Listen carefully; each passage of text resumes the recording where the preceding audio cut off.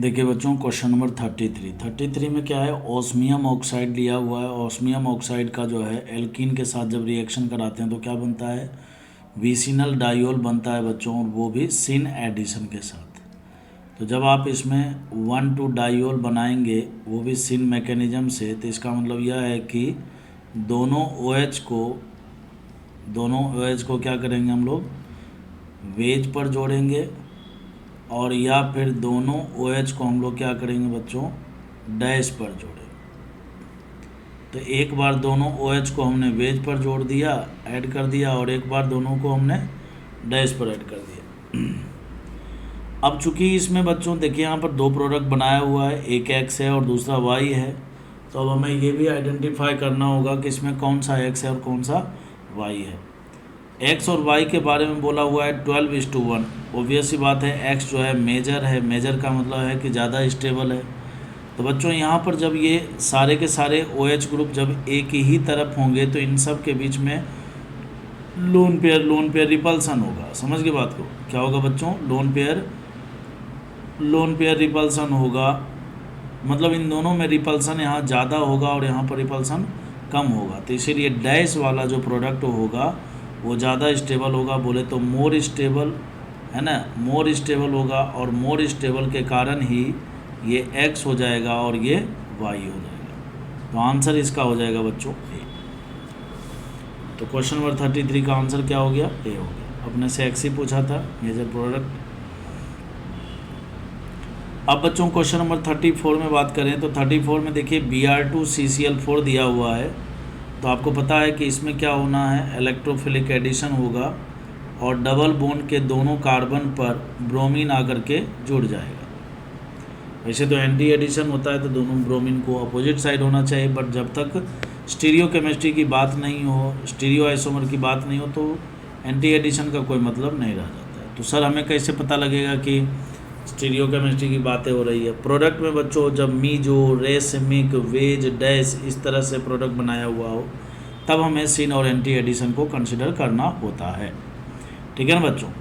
अब उसके बाद देखिए यहाँ पर सोडियम एमाइड क्या है, तो सोडियम एमाइड अपने आप में एक स्ट्रॉन्ग बेस है बच्चों। क्या है, एक स्ट्रॉन्ग बेस है। तो स्ट्रॉन्ग बेस के 2 मोल लिए गए हैं और ये क्या करता है बच्चों, HBr को रिमूव करता है। बोले तो अल्फ़ा बीटा एलिमिनेशन करता है और यहाँ से HBr का रिमूवल होगा।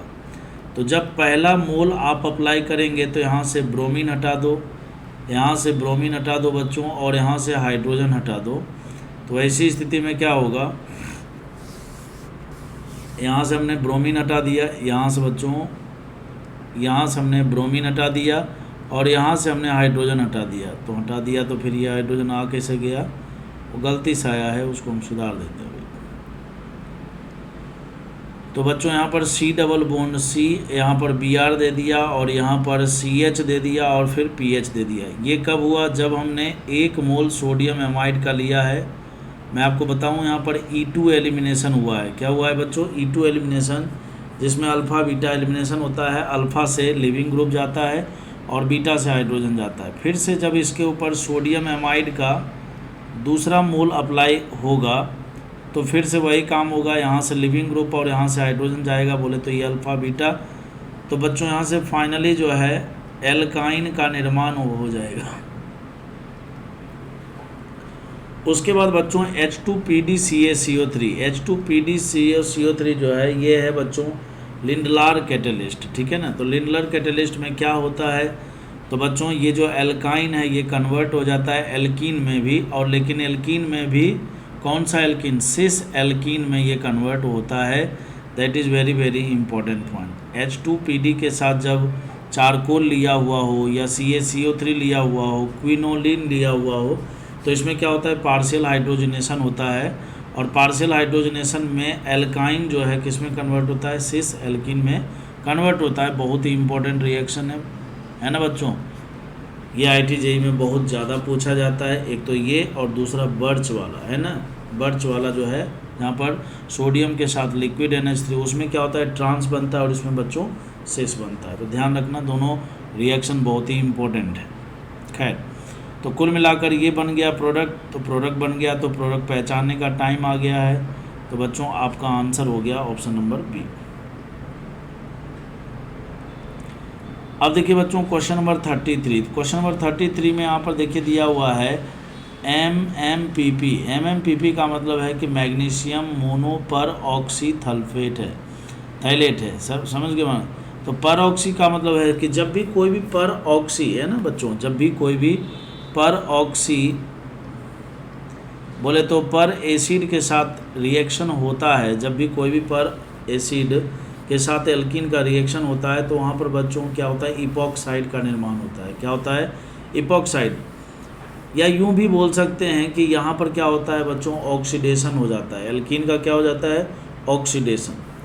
अब देखिए यहाँ पर ये अपने आप में एक प्रकार से पर एसिड है, और पर एसिड में बच्चों क्या है कि इपॉक्साइड का निर्माण होता है। तो इपॉक्साइड का जो निर्माण होगा है ना, वो कैसे होगा? तो इपॉक्साइड का निर्माण देखिए बच्चों एक ही जगह कराया हुआ है, और वो है ऑप्शन नंबर बी में।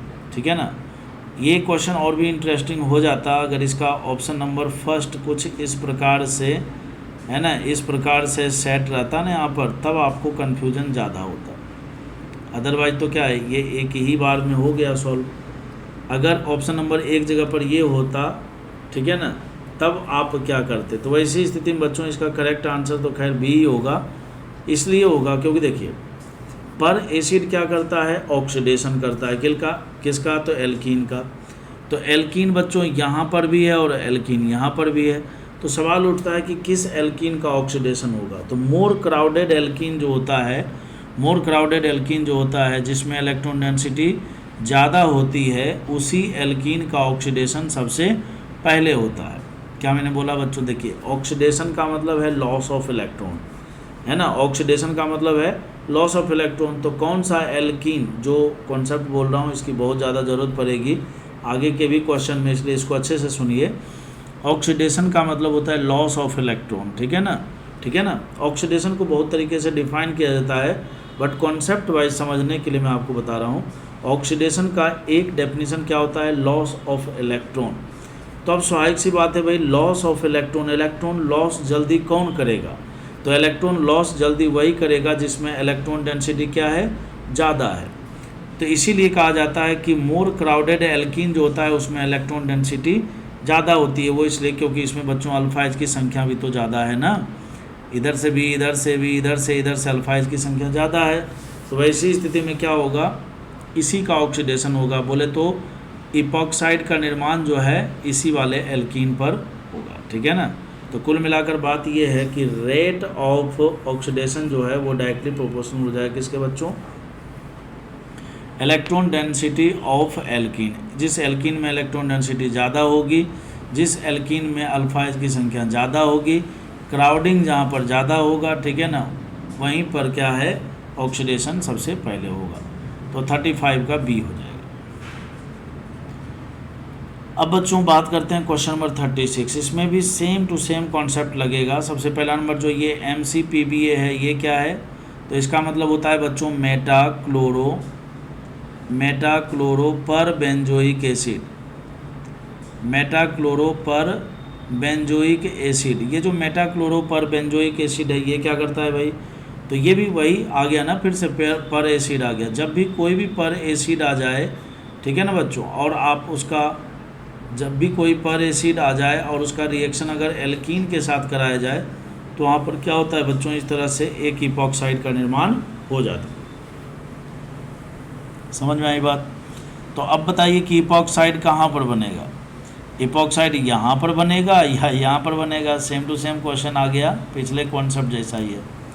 तो अब देखिए बच्चों यहाँ पर क्या है ना, क्राउडिंग, इस वाले में एक तो क्राउडिंग ज़्यादा है, पहली बात।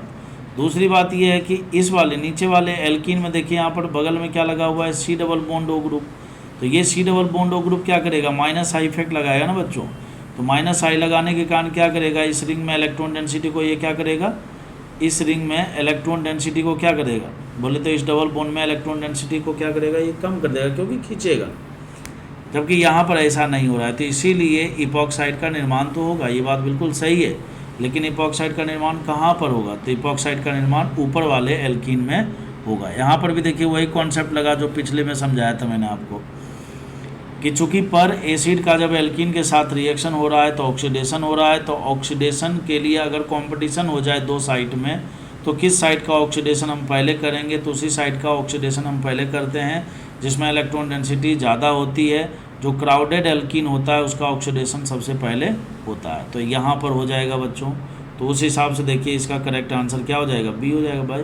सिंपली यहाँ से डबल बॉन्ड को हटाना है और इस प्रकार से एक इपॉक्साइड बना देना है। तो इसमें देखिए यहाँ पर बनाया नहीं, यहाँ बना दिया, ये गड़बड़ ही है। इसमें बच्चों देखिए यहाँ पर फंक्शनल ग्रुप ही बदल दिया, तो ये भी गड़बड़ है।